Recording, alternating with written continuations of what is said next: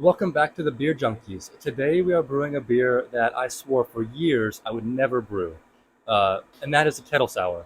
I never thought that I would intentionally add lactobacillus to any part of my brewing process. I never thought I would make a sour beer, but the customers have spoken and I need to brew one. So I'm going to walk you through how we do it, the ingredients we use, the water profile, the malts we use, the hops and the yeast. Also going to walk you through our process, the mash out, sparge, the first boil, adding our bacteria, the second boil, the whirlpool, knockout, fermentation. At the very end, I'm going to walk you through a taste test. So let's get started. The water profile for our kettle sour is 50 parts per million of calcium, 55 parts per million of sulfate, and 60 parts per million of chloride. To do that, I'm adding calcium, chloride, gypsum, and Epsom salt to both the mash water and the sparge water. Just like normal, I want a mash pH right around 5.4. Right now, I have the hot liquor tank heating up and filling up to the right volume and temperature. So while that's getting ready, let's go over the grains that we're going to be using. The starting gravity for our kettle sour is 1044, and to get there, I am adding 50% of a wheat malt and 50% of a pilsner malt. I'm starting very simple with this first recipe, but I most likely will make changes as I continue to learn about the kettle souring process and what kind of flavors I want to bring out in that final beer. But for this batch, the mash water is ready, so let's mash in.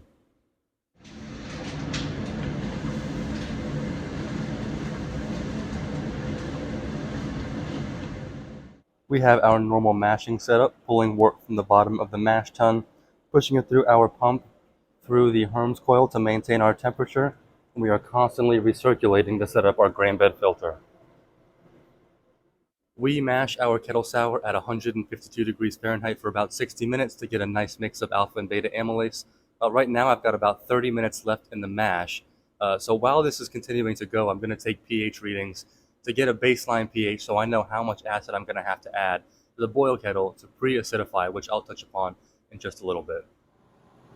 Our 60-minute timer is up, so now we are mashing out with the same setup as before, pulling wort from the mash tun, pushing it through our pump through the Herms coil, but now the hot liquor tank is heating up to about 177 degrees, which will heat our mash tun up to about 168 degrees.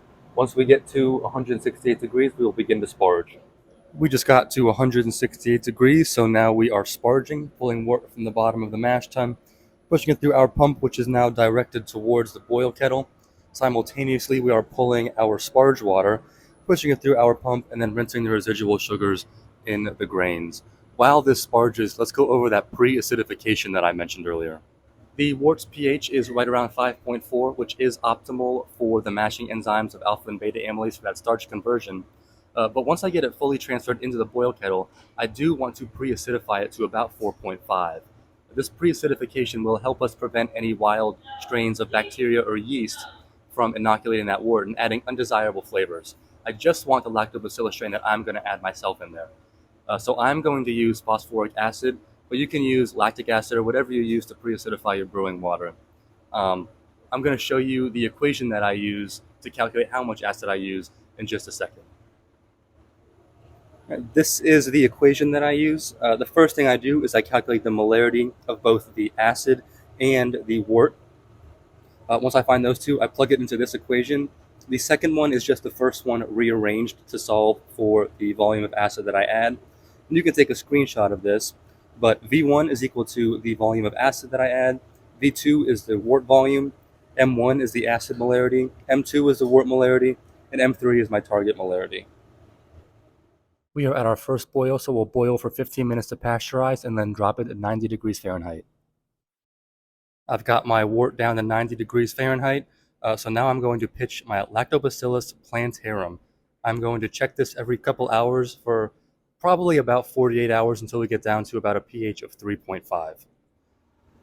We are about 44 hours from the time that we pitched our Lactobacillus and our pH has dropped down to 3.3. It's a little bit lower than I was originally hoping, but it is still within the range, so it is not the end of the world. It has a pleasant, funky smell and a slight tartness to it. So right now I am heating the boil kettle up to a boil so that we can kill off all that lactobacillus so it does not infect any of my other equipment that it touches along the line. We just got back up to a boil, so we will boil it now for 90 minutes. While this is boiling, let's go over the hops that we're going to be using. The hopping for this kettle sour is very, very light, with just about 5 IBUs of Mandarina Bavaria added at 30 minutes and about 0.2 ounces per 5 gallons of Mandarina Bavaria added at flame out. The hop selection doesn't really matter. You can use a noble hop. I wanted to use a citrusy hop to help complement some of the cherry flavors that I'm going to add during the bright tank. In addition to the hops, I am also adding 0.3 ounces per 5 gallons of cracked coriander and 0.15 ounces per 5 gallons of Himalayan pink salt. The coriander will give a nice lemony, spicy profile, and then the salt will put it more in line with how goses are traditionally perceived. We just finished our boil, so now we are whirlpooling, pulling wort from the bottom of the boil kettle, pushing it through our pump into the tangential input to create a vortex inside that boil kettle, pulling all of the hops intro to the center so we don't push them into the fermenter during knockout. We just finished our whirlpool, so now we are knocking out, pulling the wort from the bottom of the boil kettle, pushing it through our pump, through the heat exchanger. We have our oxygen being injected there. Then we are pushing right around 61 degrees, so I can speed it up a little bit. We're going down here, pushing out the excess air in the fermenter as we fill it up. We ferment this kettle sour with a California ale yeast from White Labs. I'll pitch it at 64 degrees Fahrenheit and let that free rise up to 67 degrees as fermentation starts.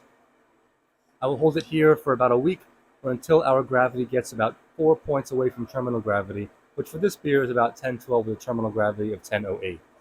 I'll let this free rise up to 72 degrees Fahrenheit for that diacetyl rest.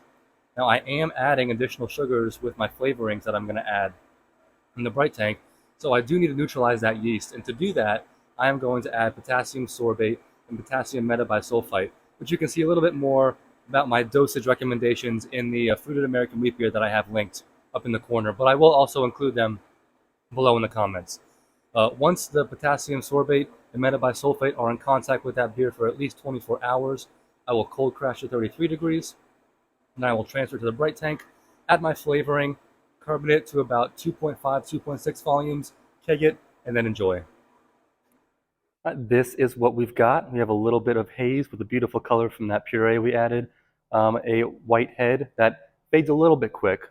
For the smell, it reminds me a lot of my fruited wheat beer where the puree flavor is coming through most. But there is a little bit of graininess on the end. I'm surprised that I don't get much of the sour in the aroma. For the taste, that's where the sour all is. I get that puree up front, but about mid-sip, I start to feel that sourness on the tongue. We ended at about 3.2 pH, so it's not crazy. It's a pleasant tartness, borderline sour. I do enjoy it more than I thought I would.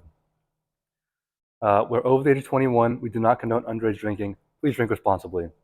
This one could be tough.